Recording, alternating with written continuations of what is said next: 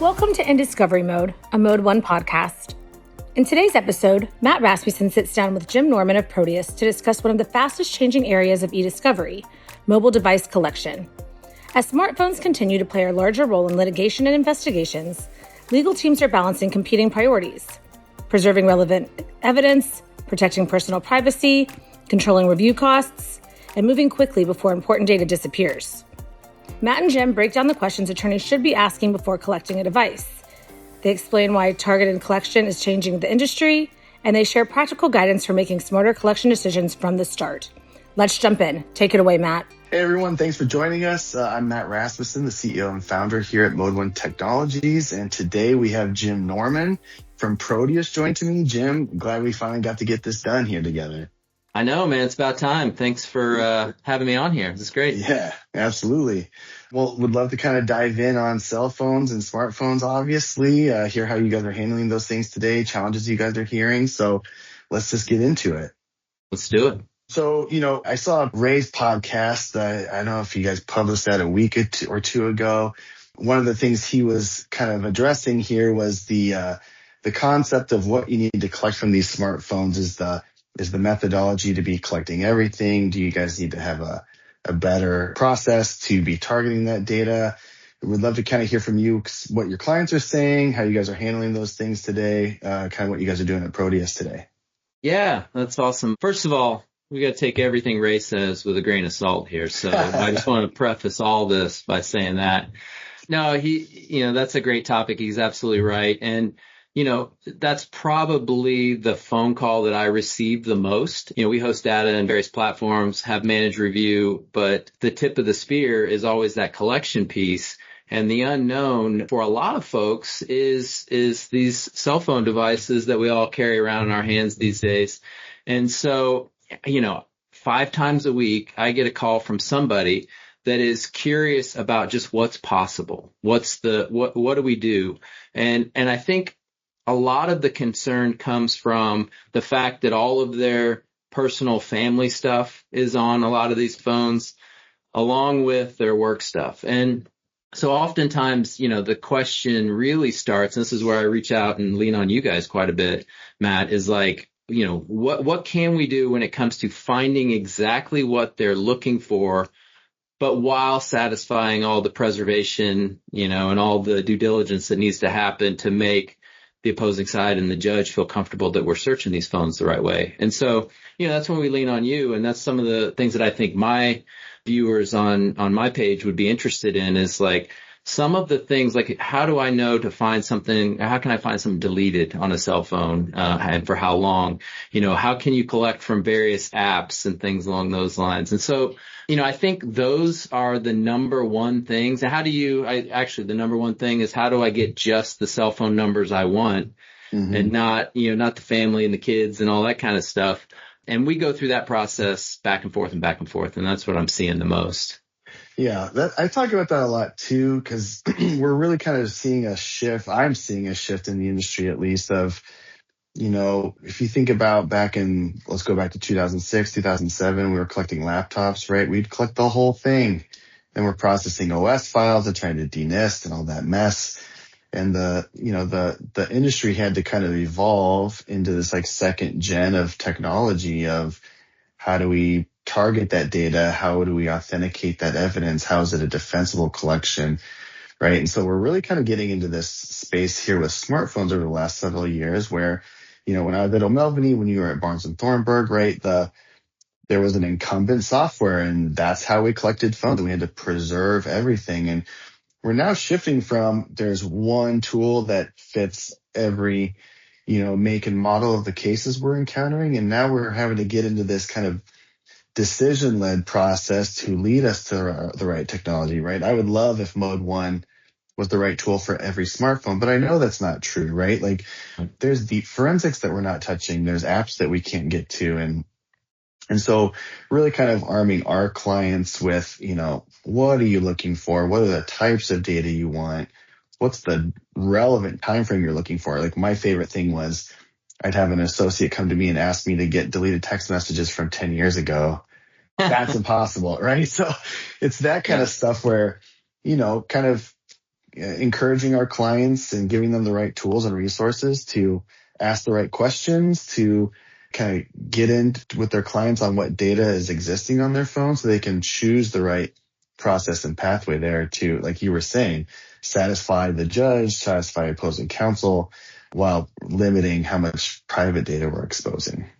Yeah, I love that. Is it, I've been around a long time, as have you, and it was always the thought process of preserve stuff first and then go dive into it.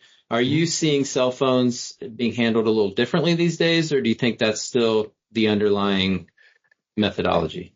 I think the methodology is the same, right? I don't know the actors in your email that I need to go target, right? So I need to preserve your email. And the methodology is the same there with texts or WhatsApp or these third-party chat apps and things like that. But I think the conversation is different, right? When I was at the law firm side, it was very routine. Hey, I need to preserve that phone. I don't know what I need yet.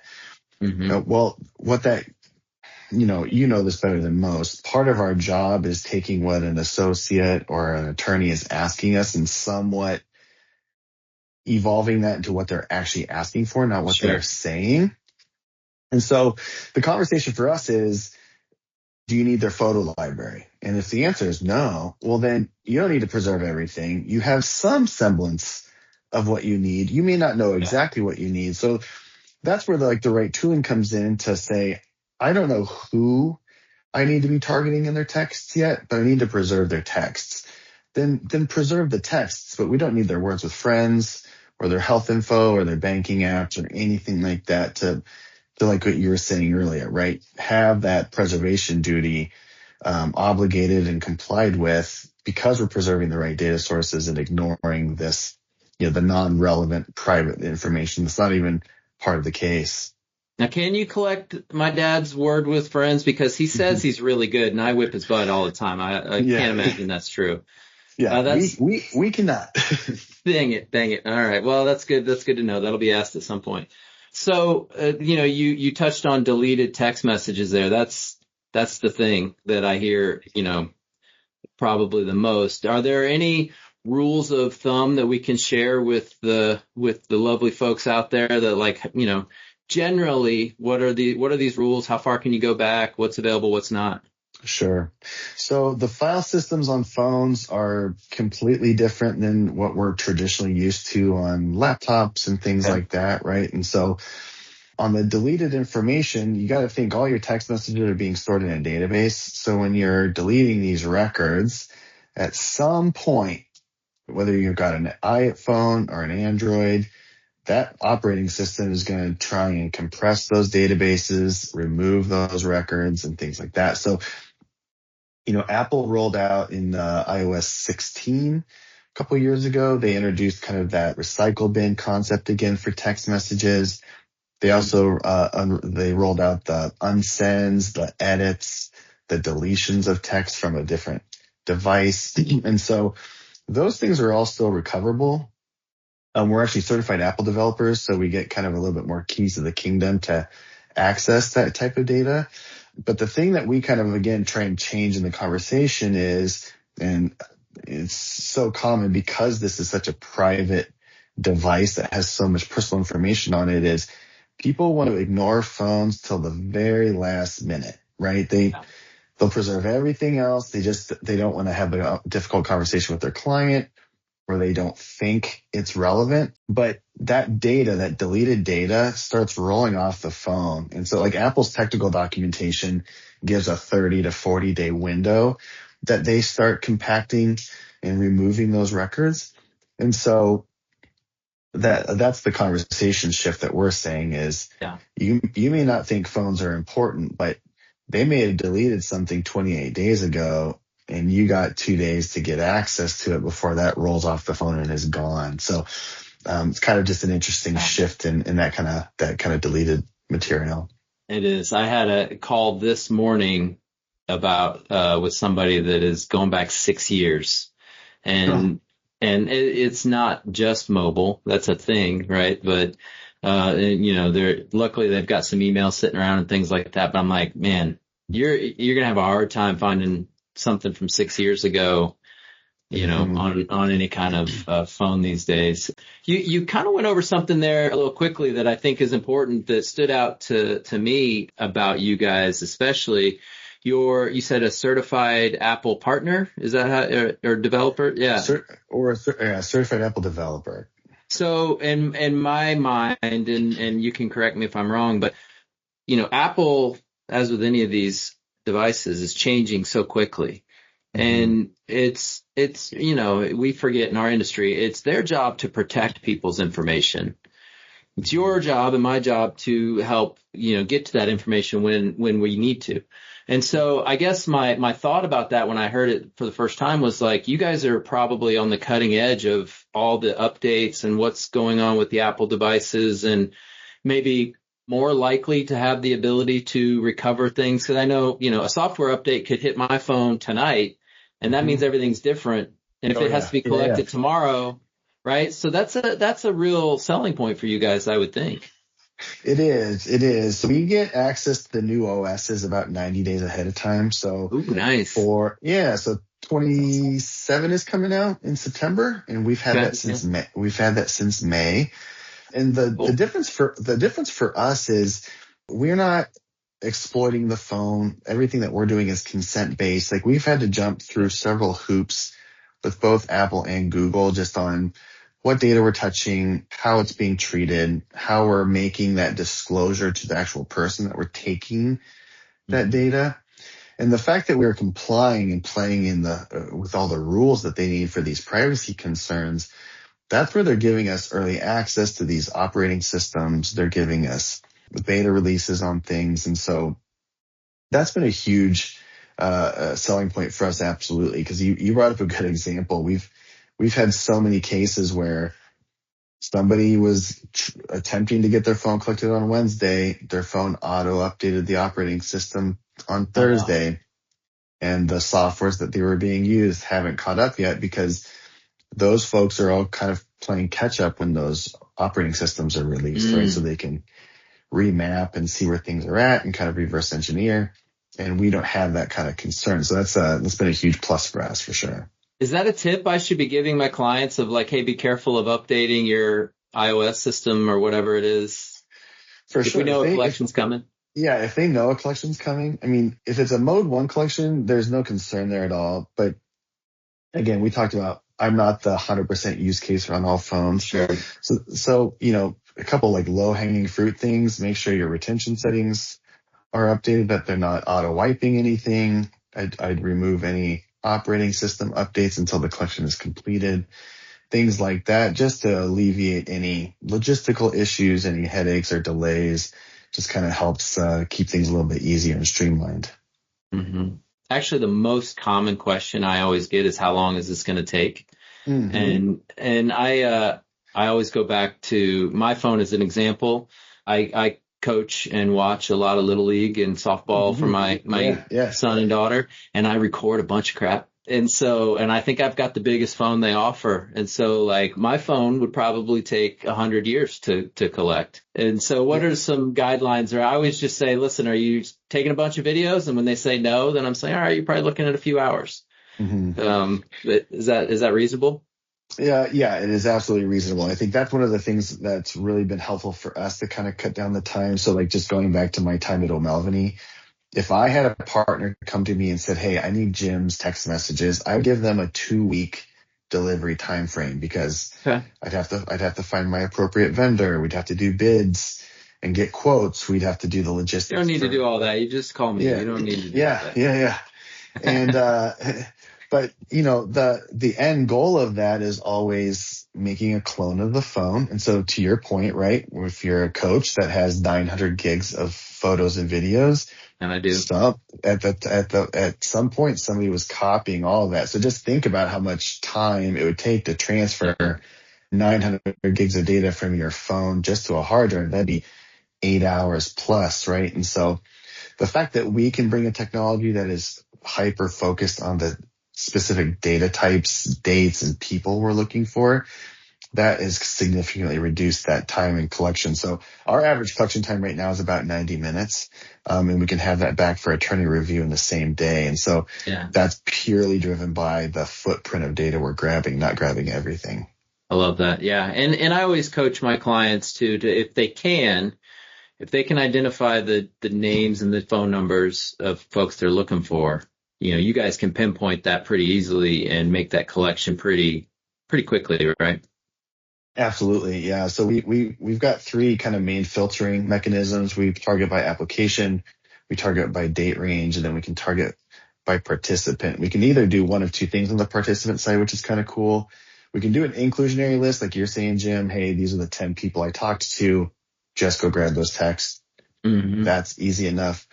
But we have a lot of corporate clients who they've got, company controlled devices, and they want everything. But the custodian's also texting their significant other. They have texts with their kids on the same device.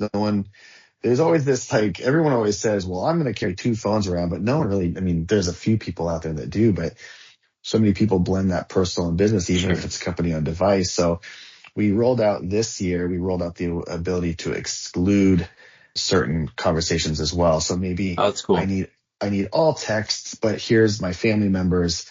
Don't touch those. And so we can kind of come at it from two different angles there.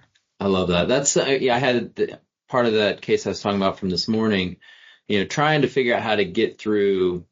If this was 15,000 documents, which isn't the end of the world, but they wanted to try and keep it as inexpensive as possible. And we talked a lot about how do we get rid of things that we know are not responsive quickly. Mm-hmm. Mm-hmm. And I think that is something that's often missed in the cell phone world and the collection world in general as well. So if you can defensively, have somebody like you go in there, there's a lot of IT guys out there that know how to do it. And God bless them, but they don't want to be sitting on the stand.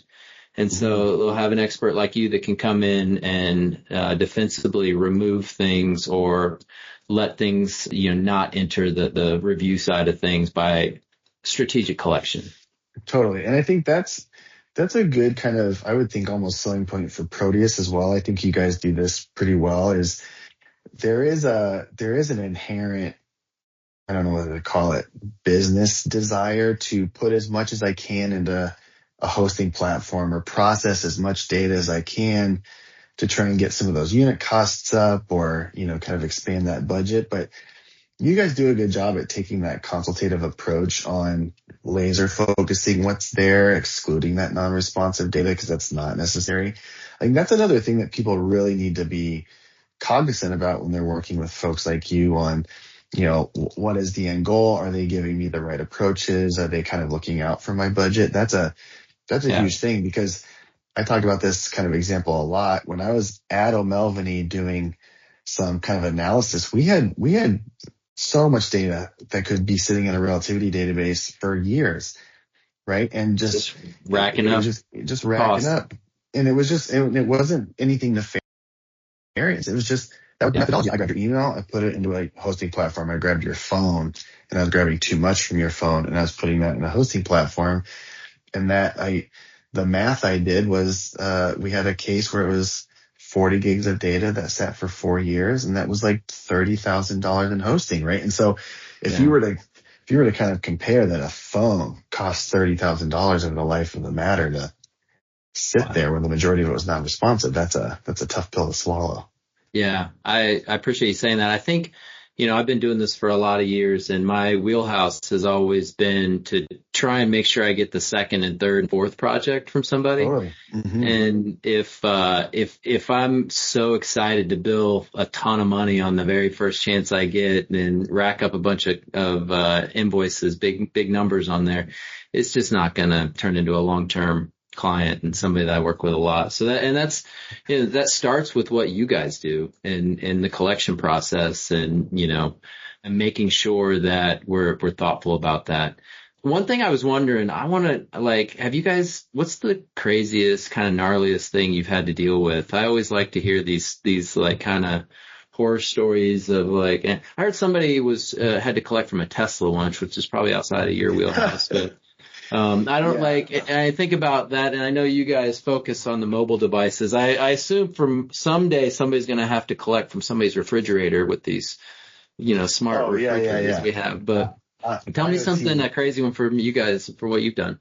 Sure. I got two quick examples there. Okay. One is we have a financial services client, and anyone that works with clients like that understand that they've got federal communications compliance requirements. They have to retain their email communications, their text communications, things like that for 7 years. And they missed the enrollment on about 350 phones. And we're going to be presenting to the SEC in 3 weeks. And so they had this huge compliance gap. They had this massive volume of phones to get through.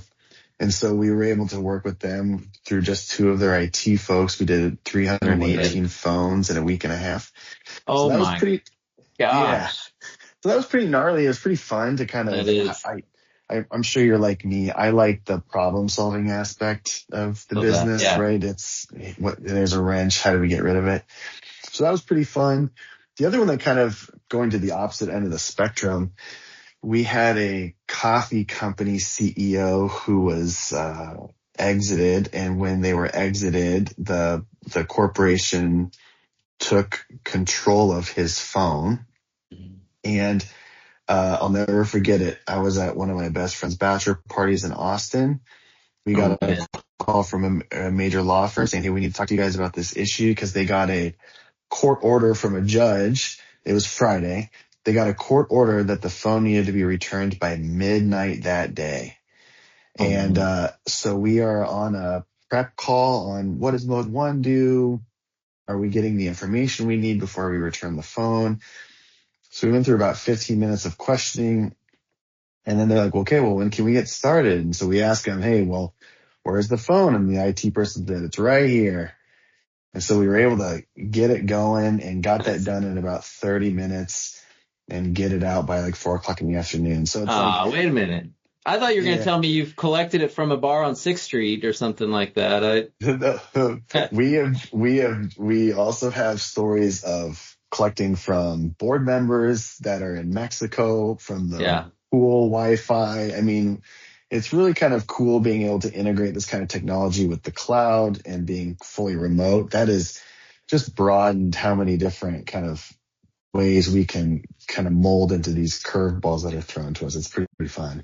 I love it. Well, I've learned that there's a lot that's possible when you reach out to Matt and ModeOne. I think if, we start treating this like, the technology that exists, it's no longer paper. My attorney friends out there will forgive me because I zing them all the time.